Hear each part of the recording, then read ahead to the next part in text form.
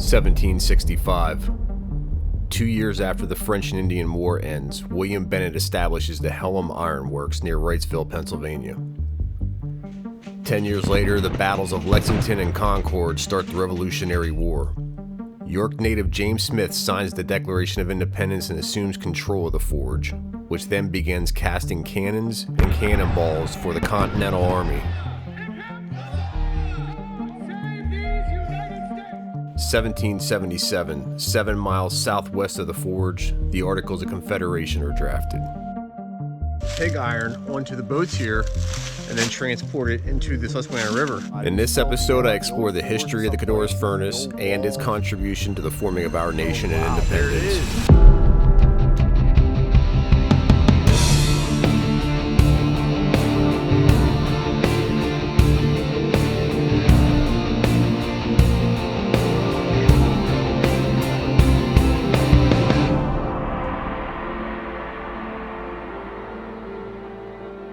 The Codorus Furnace was built in 1837, but the original Hellam Iron Works was built in 1765. William Bennet was one of the first settlers of the Redland area of York County. Bennet was a veteran ironmaster when he opened the Codorus Furnace in 1765 and produced, among many other things, numerous stoveplates decorated with floral patterns. Old Newberry Township records show that William Bennet was a Quaker, and in 1758, he was the subject of a Society of Friends meeting where he had to submit to a public censure for drinking too freely and using bad words. On May 21, 1771, William Bennet sold the forge to Samuel Eddy. Eddy was also elected the 10th Sheriff of York County that same year. Samuel Eddy was a prominent figure in colonial York County and the founding of our nation. Records show that Eddy was commissioned as a local judge in 1755 and was still listed as a judge in 1791. In 1762, he served as a county commissioner. In 1771, was elected sheriff. In the winter of 1775 to 1776, he was a member of the Committee of Safety. In 1778, he was a state representative. And in 1789, he founded the local York newspaper, Pennsylvania Herald, which continued until 1890. At some point between 1772 and 1776, Samuel Eddy sold the forge to Charles Hamilton. An ad in the Philadelphia-based Pennsylvania Gazette showed that 3 slaves were for sale at the Iron Works. The name Robert McCorley is attached to the ad, but there is no record of him having any involvement to Codorus Furnace operations or ownership. Robert McCorley's name can be found in the 1774 Committee of Safety, which Samuel Eddy was also a member of.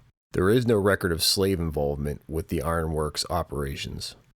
Around this time, records show that Charles Hamilton fell into financial issues with the Iron Works, and the property was transferred to Honorable James Smith of York. James Smith, a lawyer who had immigrated from Ireland to the colonies, represented the Pennsylvania backcountry in the Revolutionary Conventions and the Continental Congress. He also helped draft the Pennsylvania Constitution. Smith early emerged as a local Whig leader. In 1774, at York, he raised a militia company in which he served as captain and later honorary colonel. At 2 provincial meetings in 1775 to 1776, he championed the interests of the western counties and helped formulate resolutions calling for independence, the strengthening of defenses, and establishment of a new provincial government. During the latter year, he sat on the drafting committee in the State Constitutional Convention. Elected to Congress on July 20, 1776, after the vote on independence had been taken, he arrived in Philadelphia in time to sign the Declaration. As important as James Smith was, there is little information documented about him. I learned that shortly before his death on July 11, 1806, his office burned to the ground in York City, destroying his work and journals. I decided to lock myself in my library and search through my large volume of York County history books. I discovered that he was actually buried in the middle of York City at the First Presbyterian Churchyard, which I've never heard of.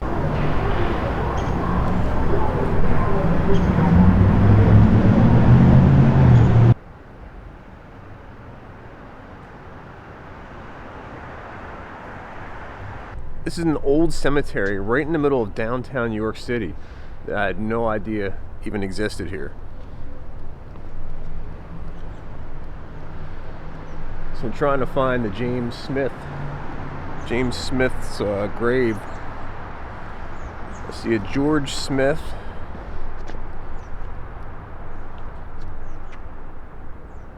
James Smith, there it is.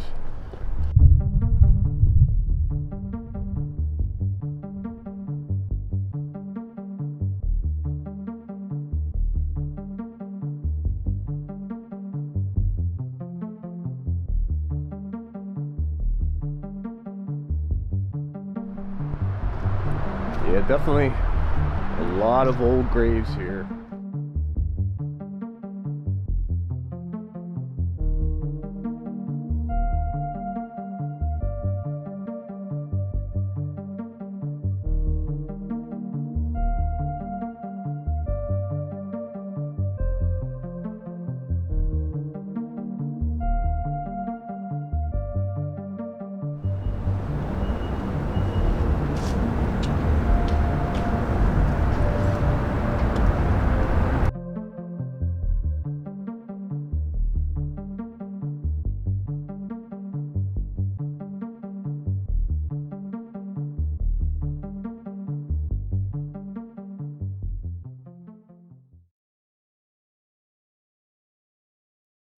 So this was the actual Ironmaster's house. There were several different quarters here, including an old kitchen over there to the end, which the wall is now falling down. But the owner of this place, somebody was living in here up until just a couple of weeks ago. So I was able to check out the inside with the owner. He was here for about 40 years, something like that, but he had a bunch of pictures of this place back when the old Ironmaster lived here. And there's not many pictures of this place or the furnace out there, really, if you search for it. So the owner told me that there's actually quarters in the middle here. This place employed consistently for about 80 years, 60 people. So there was actually quarters, and there's still foundations of it back there in the woods. On the other side here is the actual part of the canal system that transported the iron that they made here down to the river on the Codorus Creek. And then that ended up in Baltimore and Philadelphia. I was talking to the owner today. He helped me fill out a gap of time that I was looking for. The records show that in 1771, Samuel Eddy purchased this place. But sometime between there and 1778, James Smith, the signer of the Declaration of Independence, he actually owned this place and sold it to another person in 1778. But it just says it fell into his hands. The owner of this place described the fact that Mr. Eddy lost the place in bankruptcy. Smith took over the place for a couple years. But it was obviously during this period that that this place was actually producing cannon and cannonball for the Revolutionary War and the Continental Army. Records show that in 1778, James Smith sold this property to Thomas Neal of York. James Smith reported that he lost 5,000 pounds or $25,000 in the business venture, which he attributed to poor management of the operations by his two supervisors. James Smith was quoted as saying, "One was a knave and the other a fool." But Smith was currently occupied as a member of Congress, which was in session in York City.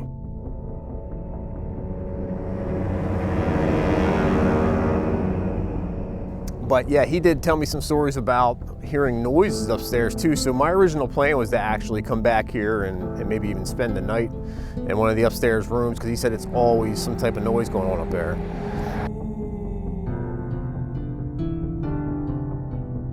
He was telling me stories about constantly hearing footsteps and noises in the attic area, those small windows upstairs. I was able to tour most of the bottom floor with him and the second floor, but it was a very interesting house inside.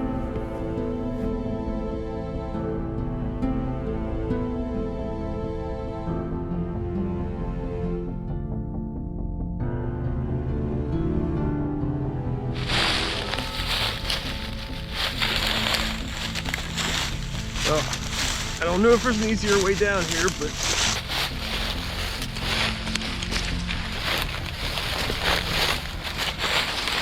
wow, there's a lot down here. Yeah, a lot of foundations.